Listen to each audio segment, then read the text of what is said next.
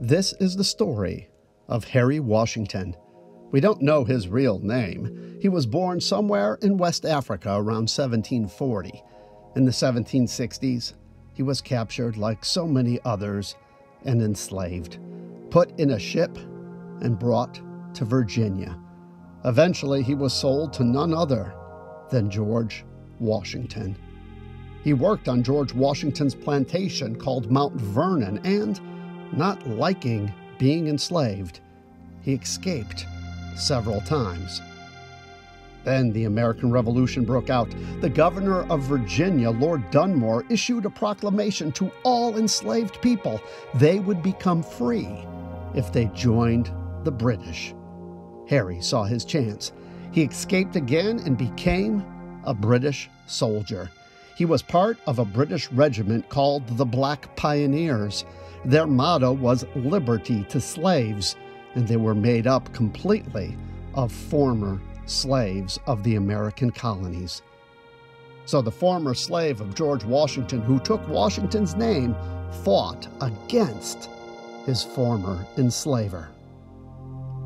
When the war was over, the British had lost. Harry was allowed to settle with other former slaves in Nova Scotia, Canada. He was listed on a ship's log as once being enslaved by George Washington. He married and had children, but things were not good in Canada. The British offered Harry some land in Africa, in Sierra Leone, which probably wasn't too far from where he had once lived. In 1791, Harry and his family went to Sierra Leone, but again, the white landowners did not treat these new settlers with respect. And in 1800, Harry led a rebellion now against the British to bring freedom to Sierra Leone. But it was not successful. Harry was captured, found guilty, and banished in 1800. No one knows what then happened to him.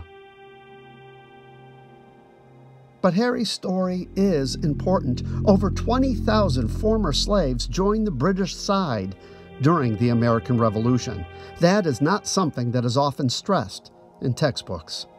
Harry's story tells a side of the history of slavery in America and a little about our nation's first president, who owned over 300 human beings during his lifetime, and one of them would fight against him.